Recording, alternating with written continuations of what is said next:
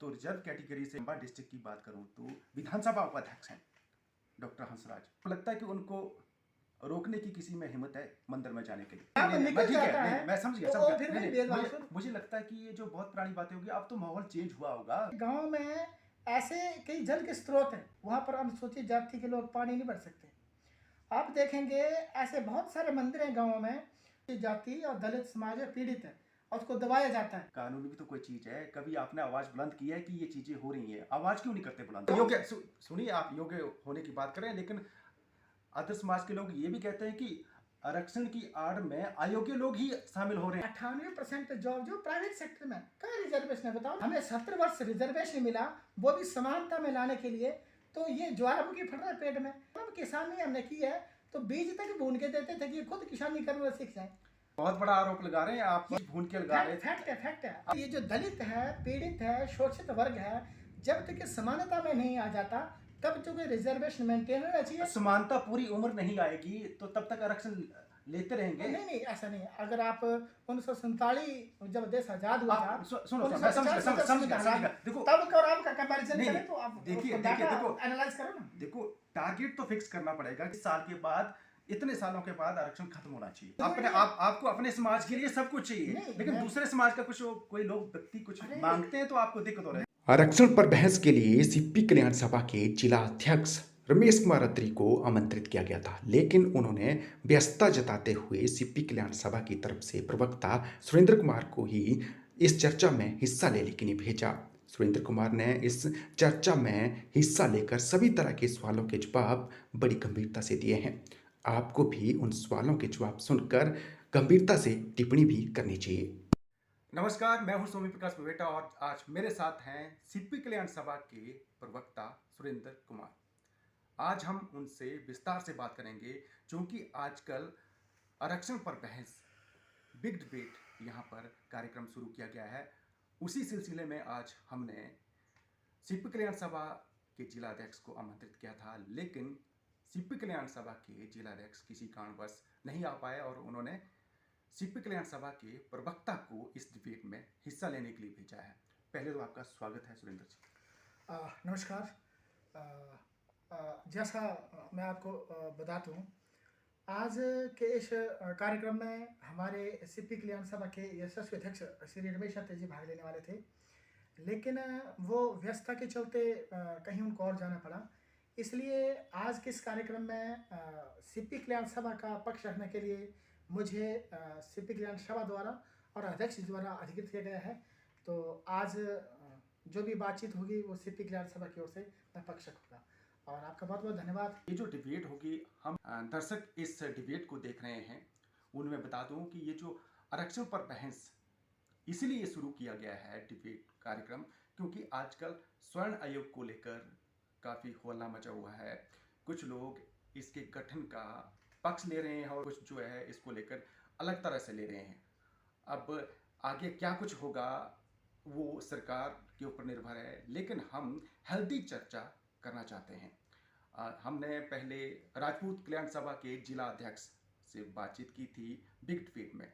अब चूंकि समाज के अलग अलग सभाएं बनी हैं, संगठन बने हैं, तो हमारा भी दायित्व बनता है कि उन संगठन के जो पदाधिकारी हैं उनको भी इस डिबेट में हिस्सा लेने का मौका मिलना चाहिए। तो हमने इस बार सीपी कल्याण सभा के जो अध्यक्ष से इस संदर्भ में बात की थी और उन्होंने अपना प्रवक्ता भेजा है। और भी कई संगठन इस संदर्भ में अप्रोच कर रहे हैं और जैसे जैसे वो आएंगे हम डिबेट का उन्हें हिस्सा बनाएंगे और इस संदर्भ में विस्तार से बात करेंगे। पहले तो सुरेंद्र जी आप स्पष्ट कहें, आर्थिक आरक्षण का जो बात चल रही है आरक्षण को लेकर, क्या ये ठीक है? देखिए बेटा जी, जहाँ तक बात आर्थिक आरक्षण की है तो मुझे लगता है वो ऑलरेडी मिला हुआ है। हम देखें, ये जो बीपीएल का प्रोविज़न है, जो आईआईडीपी का प्रोविज़न है, ये आर्थिक आरक्षण का ही एक आधार है। अब आप बीपीएल में देखें, जब बीपीएल में वहाँ लोगों का चयन किया जाता है, वहाँ तो कोई जाति नहीं देखी जाती, वहाँ कोई वर्ग नहीं देखा जाता, वो तो टोटली इकोनॉमिक बेस्ड है।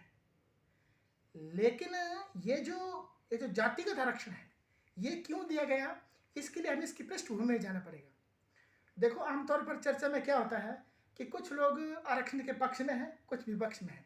अब साधारणतः जिनको मिल रहा है वो पक्ष में है और जिनको नहीं मिल रहा वो विरोध में है।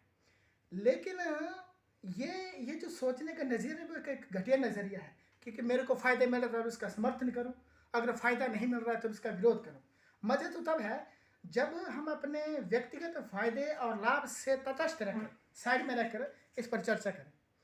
और इस चर्चा को इस जो हम जब तटस्थ रहकर दोनों लाभ हानि से दूर रहकर जब इसकी चर्चा करते हैं, तो जब हम इसके परिप्रेक्ष्य में जाएं कि आरक्षण दिया क्यों गया था और ये जातिगत क्यों था। हम देखें हमारा जो पूरा समाज था, जो भारतीय समाज था, इसमें हम देखें कि ये जो वंचित वर्ग है इसने कितना सहा है।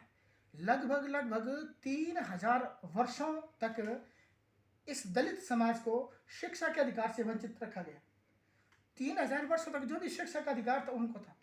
जब 3000 वर्षों तक ये जो समाज है, ये जो दलित पीड़ित समाज है, शोषित समाज है, अगर 3000 वर्षों तक ये जो आरक्षण था वो ब्राह्मणों के पास था, अब अगर 70 वर्षों तक ये दलित समाज को दिए गया है तो इनके पेट में ज्वाला भी फट रहा है। ये उस 3000 वर्ष के कार्यकाल को नहीं देख रहे कि किस तरह 3000 वर्षों तक हमारा जो समाज है वो शोषित रहा। आज भी हम देखें तो क्या स्थिति है।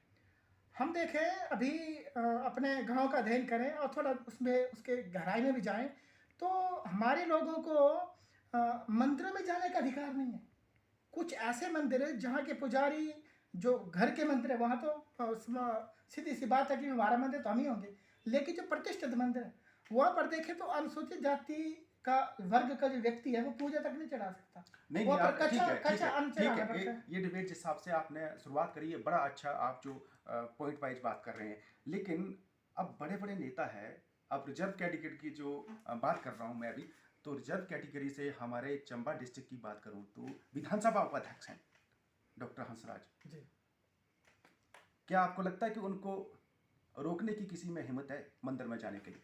अरे ये तो एक समय की बात है और एक पद की बात है, क्योंकि वो डिप्टी स्पीकर हैं तो अपने काम को निकलवाने के लिए हर कोई उनके पास जाएगा। अब उनके साथ हाँ में हाँ भी मिलाएगा, हो सकता है कि उनको तरले भी करे। लेकिन ये जो आरक्षण की बात है, ये आरक्षण की बात सिर्फ डिप्टी स्पीकर के लिए नहीं है। ये जो भारत की जो लगभग 16 करोड़ के जनसंख्या है अनुसूचित जाति समाज की, ये उसकी बात है। अब 16 करोड़ में ठीक है हंसराज भी है, लेकिन बाकी 16 करोड़ भी तो है। और उनकी स्थिति ऐसी है कि भाई जब कोई व्यक्तिगत काम होता है, मैं अपने उसका उदाहरण दूँ, अपने जो मैं समाज में देखता हूँ कि जब स्वर्ण जो समाज के लोग हैं उनका कोई व्यक्तिगत हित होगा ना तो वो उस व्यक्तिगत हित की पूर्ति के लिए सब कुछ करेंगे। अब जैसे हमारे अनुसूचित जाति के कारीगर होते हैं, तो जब उनको घर का काम करवाना वो सुबह उनके दरवाजे पे जाएंगे, अब जगाएंगे और भाई अपना काम करवाने के लिए उनको तरले भी करेंगे, माथे भी रगड़ेंगे। लेकिन जब काम करवाने की बारी है तो वो सब कुछ जी हजूरी सब कुछ है, पर जब काम निकल जाता है मैं समझ गया, तो वो फिर नहीं भेदभाव शुरू। मुझे लगता है कि ये जो बहुत पुरानी बातें होगी, अब तो माहौल चेंज हुआ होगा, काफी फर्क पड़ा होगा। नहीं, ये तो देखो पूरे देश की 72.2 जो % जनरेशन है, जो जनसंख्या वो गाँव में रहती है। और आप गाँव का अध्ययन कर लीजिए, आप पत्रकार हैं, पत्रकार होने के नाते आप गाँव में स्थिति देखते होंगे क्या स्थिति है। आज भी वहाँ क्या रोटी बेटी का व्यवहार होता है। नहीं आज मैं भी देखता हूँ दलित समाज नहीं, का वैसे आप ठीक बोले हैं, आर्थिक तौर पर फर्क तो पड़ा होगा समाज में। कई तरह सरकार की योजनाएं भी तो आ रही हैं, सरकार की जिस तरह से अलग अलग वर्ग के लिए अलग अलग योजनाएं हैं, उस हिसाब से कुछ ना कुछ तो फर्क पड़ा होगा सामाजिक दृष्टि में। नहीं ये तो नहीं क्या कहा जा सकता कि आरक्षण से फर्क नहीं पड़ा है, लेकिन जिस स्थिति मतलब समानता का है, एक जब तक वो समानता नहीं आ जाती तब तो आरक्षण जो है वो टू बी फॉलोड रहना चाहिए, वैसे ही कंटिन्यूटी में रहना चाहिए। और अभी भी देखें तो स्थिति जो है वो नहीं, अभी भी लगता है कि जब तक स्थिति जो है वो पूरी तरह से ठीक नहीं हो जाती, जब तक पूरा समाज जो वो समानता नहीं आ जाती, उसमें समता नहीं आ जाती, समरसता नहीं आ जाती, तब तक जो आरक्षण है ये कंटिन्यू रहना चाहिए। हम नहीं कहते कि इसको आप लगाए रखो, अनुसूचित जाति के समाज को देखते रहो, कोई ज़रूरत नहीं है। लेकिन दिया क्यों था? क्योंकि बराबरी बनाने के लिए, और जब तक बराबरी नहीं होती तब तक तो ये टू बी कंटिन्यू होना चाहिए। पर एक बात तो आप भी देखते हैं समाज में, लेकिन जिनको आरक्षण मिला है कुछ तो काफ़ी हाई लेवल तक पहुंच गए हैं, लेकिन वो गिने चुने परिवार ही हैं। तो किस वजह से अन्य लोग जो है पिछड़े रह गए? क्योंकि सबको अवसर तो मिल रहा है जब आरक्षण है समाज के लोगों को, जैसे जो रिजर्वेशन कैटेगरी के लोग हैं उनको आरक्षण मिल रहा है, लेकिन गिने चुने ही लोग फ़ायदा उठा पा रहे हैं, लेकिन अधिकतर लोग नहीं उठा पा रहे हैं। अगर परसेंटेज के हिसाब से पॉइंट के हिसाब से बात करूँगा तो पॉइंट के हिसाब से ही लोग जो है डेवलप हो पाए हैं, आरक्षित वर्ग के लोग। तो इसके लिए जो व्यवस्था बनी है, जो फ़ायदा नहीं ले पाया है, वो आपको क्या लगता है कि किस वजह से ऐसे लोग फ़ायदा नहीं ले पा रहे हैं? नहीं, आपकी बात मैं बिल्कुल इसको माना जा सकता है कि जिस स्तर पर जो अनुसूचित जाति समाज के लोगों को लाभान्वित होना चाहिए था, उस तरह का लाभ अभी तक नहीं मिला है। लेकिन ऐसा नहीं है कि इसका लाभ नहीं मिला है। अब निस्संदेह कोई योजना या कोई नया प्रकल्प चलाया जाता है, तो उसमें कुछ ना कुछ खामियाँ रहती हैं। लेकिन प्रतिशत में देखें तो इसको जब से आरक्षण मिला है और जो संविधान निर्माता थे, उनके प्रयासों से मिला है, तो इसमें लाभ हुआ है, स्तर उन्नत हुआ है। लेकिन अभी तक उतना उन्नत नहीं हुआ कि भई इसको हटाया जाए। हाँ, ये एक विषय है। तो अब इतने साल में जैसे 70 साल लगभग बोल सकते हैं आरक्षण को लागू हुए, तो इतने सालों में कुछ परसेंटेज अपने हालात सुधार पाए हैं। तो आपको नहीं लगता है कि इस हिसाब से तो वही डेवलप होंगे जो पहले डेवलप हो चुके हैं? तो नहीं, नहीं। इसका सीधा मैं बोलने का मतलब ये है कि जिनको जो क्रीमी लेयर बन चुकी है, जिस परिवार के सारे लोग जो हैं जॉब में हैं, वही लोग जो है जॉब का भी फायदा ले पा रहे हैं, आरक्षण का भी फायदा, लेकिन जो कामगार व्यक्ति है वो सिर्फ दिहाड़ी लगाने तक ही सीमित है, वो आरक्षण का फायदा नहीं उठा पा रहा है। तो इसके लिए क्या कारण मानते हैं आप? इसके लिए देखो ये बात सही है, लेकिन अब देखें कि भाई डे बाय डे जैसे तकनीकी में बढ़ोतरी हो रही है, टेक्नोलॉजी में बढ़ोतरी हो रही है, या सिस्टम में ट्रांसपेरेंसी आ रही है, लोगों को अपने हक के बारे में पता चल रहा है। अब जैसे रिजर्वेशन तो दे दिया गया, लेकिन कितने परसेंट जो लोग हैं उसके लिए जागरूक रहते हैं। अब जैसे जैसे तकनीकी बढ़ रही है, लोग जागरूक हो रहे हैं, वैसे वैसे बेनिफिट भी ले रहे हैं। और वो दौर अभी हम देखें तो हर एक छोटी सी योजना सरकार के द्वारा लॉन्च होती है, तो उसके लिए कितने लोग जो है वो लाइन में लग जाते हैं। तो लोग इसका लाभ लेंगे। ये थोड़ा एक कम्युनिकेशन गैप बोल सकते हैं, या एक ज़माने की वो बोल सकते हैं कि भाई उतना वो नहीं अपडेटेड रह पाते, तो इस कारण से हुआ है। लेकिन ऐसा भी है कि भाई ये लाभान्वित हो रहे हैं। जैसे मैंने बताया ना कि भाई कोई चीज़ शुरू होती है तो उसको पूरी तरह से सफल होने में समय लगता है। तो ये एक समय था, एक टेक्नोलॉजी का गैप था, एक जनरेशन का वो था। भाई ये हो रहा है, धीरे धीरे हो रहा है। राजपूत कल्याण सभा अध्यक्ष नरेंद्र समयाल जी, उनसे हमने डिबेट में बात करी तो उन्होंने कहा कि आर्थिक आधार पर ही आरक्षण होना चाहिए, क्योंकि उन्होंने कहा कि अब हालात बदल चुके हैं। तो आपके हिसाब से हालात बदले हैं कि नहीं? बेटा जी, ये तो सीधी सी बात है, क्योंकि आप भी ज़्यादातर अपना समय जो समाज में बिताते हैं, आप समाज को और बारीकी से जानते हैं। मैं आपको बता दूं कि पूरे देश की 72.2% जो वो जनसंख्या गाँव में रहती है। और गाँव में क्या स्थिति है? गाँव में ये स्थिति है कि किसी भी कार्यक्रम होने पर अनुसूचित जाति के लोग और सवर्ण जाति के लोग एक साथ खाना नहीं खा सकते। योग्य होने के बावजूद भी, हम नहीं कहते कि आप अपनी बेटी किसी को भी दे दो, लेकिन जब कोई व्यक्ति योग्यता रखता है तो बेटी का व्यवहार होना चाहिए। तो वो क्योंकि वो दलित समाज से है, इसलिए वो वहाँ से वंचित हो जाता है। आप देखेंगे गांव में ऐसे कई जल के स्रोत हैं जो किसी सवर्ण जाति के लोगों के घर के पास है, वहाँ पर अनुसूचित जाति के लोग पानी नहीं भर सकते। आप देखेंगे ऐसे बहुत सारे मंदिर हैं गाँव में जो दूसरे सार्वजनिक मंदिर हैं और स्वर्ण जाति के लोगों के घर के नज़दीक है, वहाँ पर वो लोग पूजा तक नहीं कर सकते।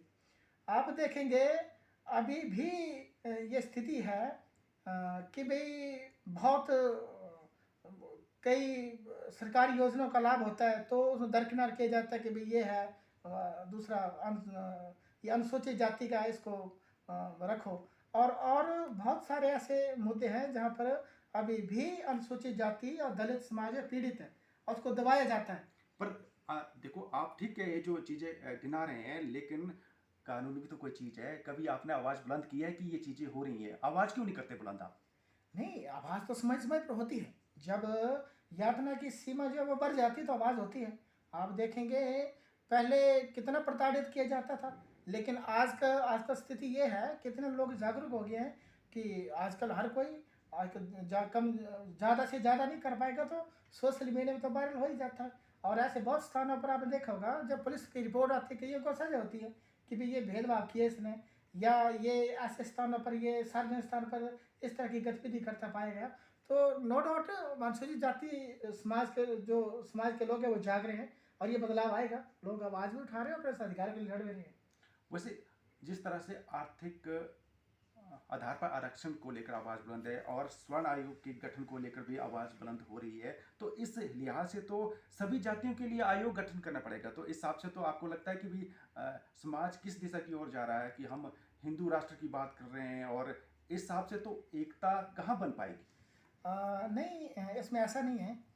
हम देखें तो जब हम उसको रिजर्वेशन को कैटेगराइज करते हैं तो 21% जो रिजर्वेशन है वो एससी के लिए है, 2% जो है वो एसटी के लिए है, और 27% जो है वो ओबीसी के लिए है। अब ओबीसी में बहुत सारी कैटेगरी आती हैं, और उसमें जो अब एसटी में, तो एसटी में स्वर्ण जाति के लोग भी आते हैं। जब हम आर्थिक रिजर्वेशन की बात करते हैं, बीपीएल की बात करते हैं, आईडीपी की बात करते हैं, तो उनका लाभ उसमें मिलता है। कोई आपने कभी देखा कि भाई बीपीएल में उसमें जो सूची में चुनाव होता है उसका आधार जाति है कि भाई ये स्वर्ण का इसको नहीं रखेंगे? उसमें तो नो डाउट व्हीकल सेक्शन के लिए है ही है। आजकल तो सरकार ने स्वर्ण जाति के लोगों को भी 10% आरक्षण दिया है। ये वो स्थिति नहीं है। ये एक्चुअल में क्या है कि आरक्षण का जो एक दृष्टिकोण उसको भटकाने का प्रयास किया जा रहा है। अब मान लो हम घर में 2 भाई हैं, एक भाई जो कमज़ोर है, हम दोनों कहीं काम के लिए जाते हैं, तो अगर मैं हट्टा कट्टा हूँ तो मैं सीधी सी बात है कि मैं ज़्यादा वजन उठाऊँगा, और जो मेरा भाई कमज़ोर है वो कम उठाएगा। अब मान लो परिवार में कोई बीमार है, तो हम क्या करते हैं, उसको ज़्यादा देते हैं कि भाई इसको दूध पिलाते हैं जल्दी रिकवर हो, इसको भाई दवाइयाँ देंगे, उसको एक अच्छा ट्रीटमेंट देंगे ताकि इससे कम हो। तो अब मान लो मैं व्यक्ति हूँ, अब मान लो मेरा हाथ एक बड़ा लंबा है या मेरी नाक बड़ी लंबी है, तो क्या ये स्वस्थ व्यक्ति होने की निशानी है? क्या हमारे समाज में कोई स्वर्ण जाति के लोग हैं वो ज़्यादा ही अमीर होता जाए और जो अनुसूचित जाति वो ज़्यादा ही गरीब होता जाए, तो क्या समस्त समाज की नहीं, ये जो आपने देखो खुद उदाहरण दिया, तो ऐसी स्थिति रिजर्व कैटेगरी की भी है। अब कुछ लोग अमीर हो गए, वही तो मैं शुरुआत में बात कर रहा था।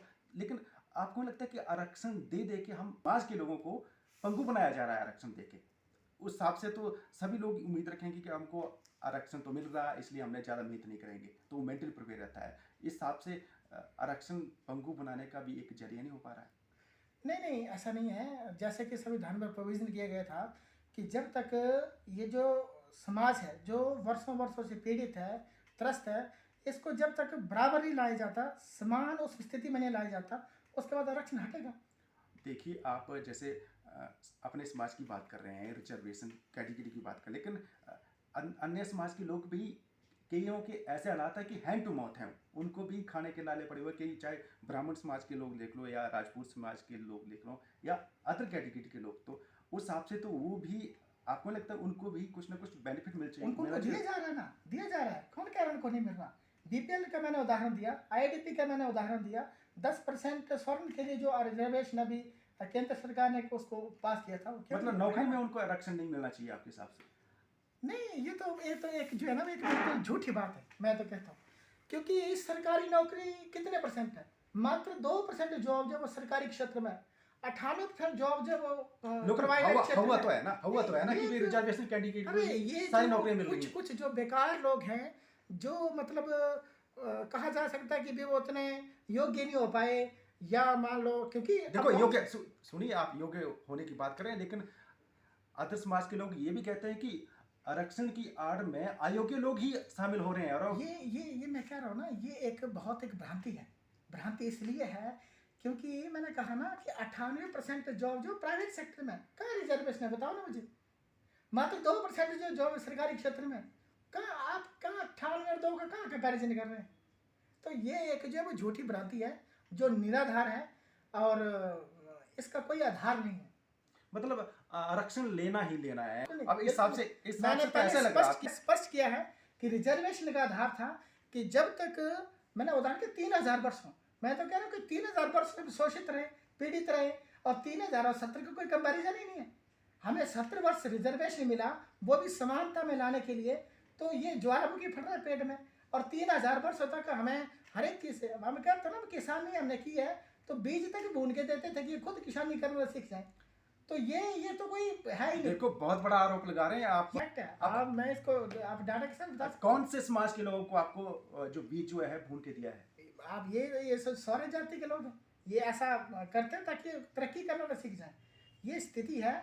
और मैंने जैसे स्पष्ट किया है कि हम नहीं कह रहे कि इसको हमें उम्र भर के लिए दिया जाए, जरूरत ही नहीं है। जब तक ये जो दलित है, पीड़ित है, शोषित वर्ग है, जब तक ये समानता में नहीं आ जाता, तब तक रिजर्वेशन मेंटेन रहना चाहिए। समानता पूरी उम्र नहीं आएगी तो तब तक आरक्षण लेते रहेंगे। नहीं ऐसा नहीं। अगर आप 1947 जब देश आजाद हुआ था, सुनो मैं समझ देखो तब और आपका कंपैरिजन करें तो आप देखिए देखो एनालाइज करो ना। देखो टारगेट तो फिक्स करना पड़ेगा कि इतने साल तक जो है रिजर्वेशन चाहिए।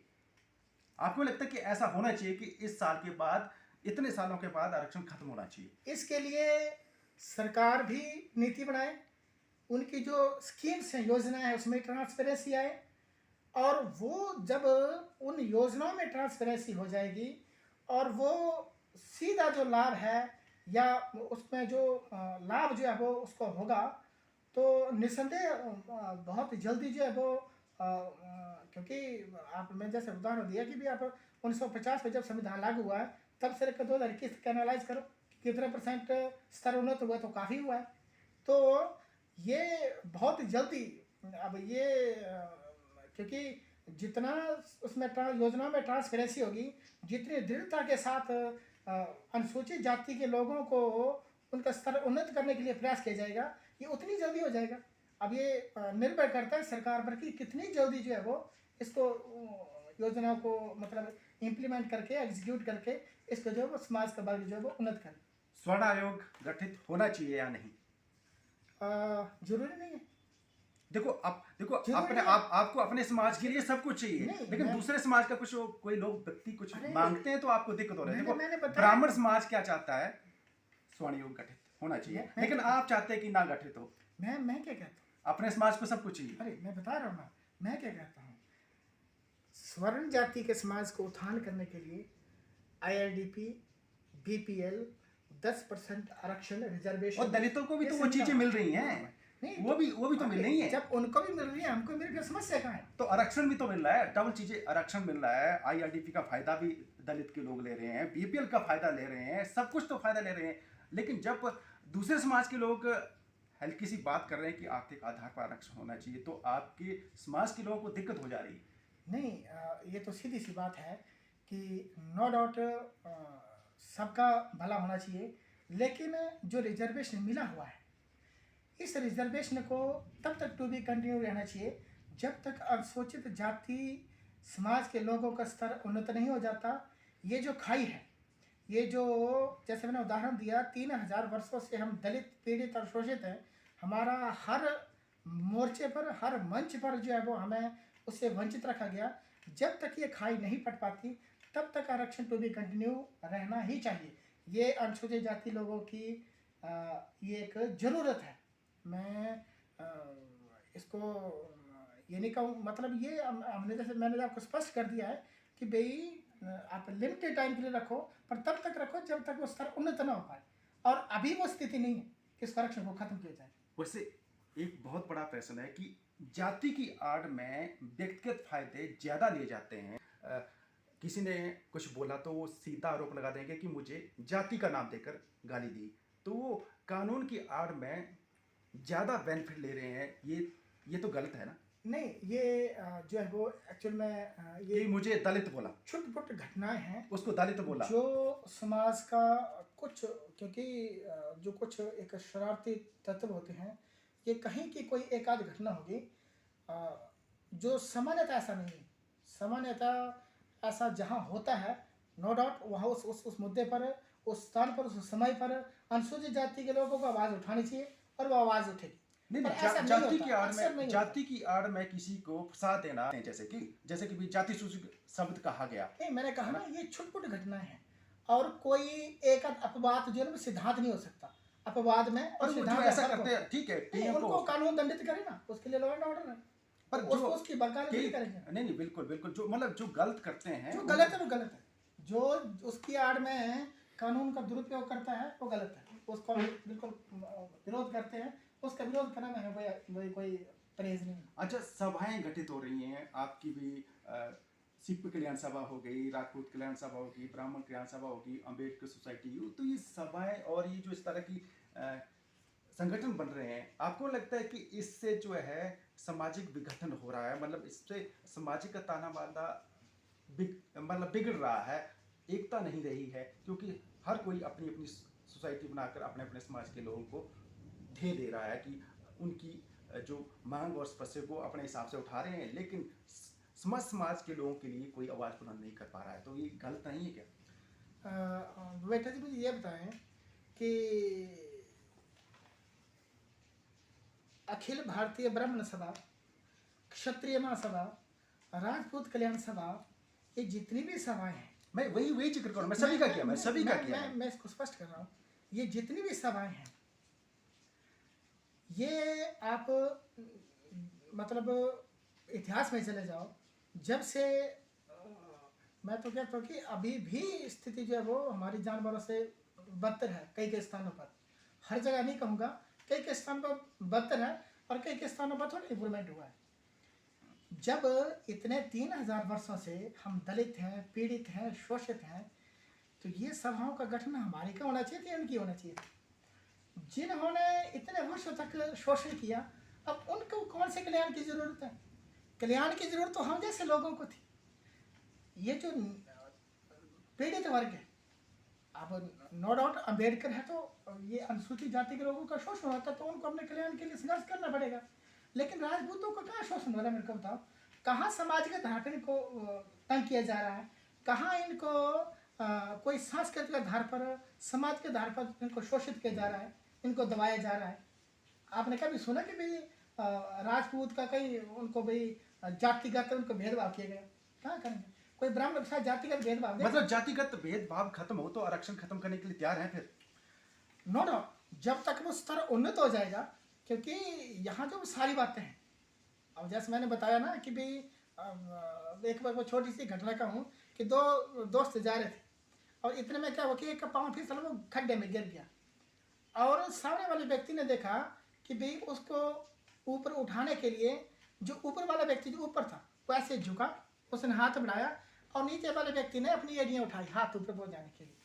अर्थात जब बराबरी पे लाना है तो जो ऊपर वाला वर्ग है उसको थोड़ा झुकना पड़ेगा और नीचे वाले वर्ग को ऊपर उठाना पड़ेगा, तभी समानता आएगी। जब तक ये नहीं होता कोई समानता नहीं आ जा सकती, कोई समरसता नहीं आ जा सकती। और आरक्षण को ख़त्म करना ये सबसे बड़ा एक दुखदायी घटना होगी अगर ऐसा हुआ तो, क्योंकि आरक्षण को ख़त्म करके हम ये जो सामाजिक खाई थी, जो पड़ रही थी, जो भर रही थी, ये वैसी की वैसी मेंटेन रह जाएगी और ये जो हिंदू समाज है ये वैसे ही टूटता जाएगा। चलिए, उदाहरण आप अच्छा देते हैं। आपके गांव में 10 परिवार हैं, 10 परिवार से 9 परिवार रिजर्व कैटेगरी के हैं, सभी संपन्न हैं। एक परिवार है स्वर्ण समाज का, वो हैंड टू माउथ है, उनका ना तो कोई जॉब है, तो उसकी मदद होनी चाहिए कि नहीं? बिल्कुल होनी चाहिए। मैं तो कहता हूँ जब आईडीपी का चुनाव हो रहा है, बीपीएल का चुनाव है, तो उसी को लगाओ। आप देखेंगे जब जॉब्स होती हैं, जब वो निकलती हैं, तो बीपीएल के लिए अलग से कोटा होता है, वहाँ कंपटीशन खत्म करो ना, वहाँ दो उनको मौका, तो क्यों ना दो? नहीं, सारे 9 परिवार, मैंने उदाहरण दिया कि सभी जॉब में है, क्या जॉब में उनको आरक्षण नहीं मिलना चाहिए? बिल्कुल मिलना चाहिए, बिल्कुल मिलना चाहिए। तो कहीं ना कहीं आप देखिए, मैं यही सुनना चाह रहा था कि अगर कोई कमजोर परिवार है तो उसकी मदद होनी चाहिए। मैं तो कहता हूँ, मैंने तो अभी स्पष्ट किया है कि जब ये स्थिति खत्म हो जाएगी तो आरक्षण ही खत्म करो। जब वो स्थिति आ जाएगी जब अनुसूचित जाति वर्ग के लोग और जो दलित जाति के लोग हैं एक स्थान पर उनको समानता के अवसर मिलेंगे, वो समता के साथ चलेंगे, समरसता के साथ रहेंगे, जब वो स्थिति आती है तो आरक्षण खत्म करो, कोई जरूरत ही नहीं है। पर जिस हिसाब से आप आंकड़े गिना रहे थे, क्या वस्तुस्थिति है गाँव में, उस लिहाज से ये संभव है क्या? बिल्कुल, जैसे मैंने उदाहरण दिया कि भाई 1950 से जब से संविधान लागू हुआ है तब से लेकर 2021 का एनालाइज करें, उसका पूरा मूल्यांकन करें, तो स्थिति सुधरी है। क्यों नहीं सुधरेगी? जरूर सुधरे। चलिए, सुरेंद्र कुमार जी ने बड़ी बेबाक बातें कही हैं और इंटरव्यू काफ़ी अच्छा रहा है। हमने समाज के सभी पहलुओं को छुआ है। उम्मीद है आपको ये इंटरव्यू अच्छा लगेगा। बहुत बहुत धन्यवाद।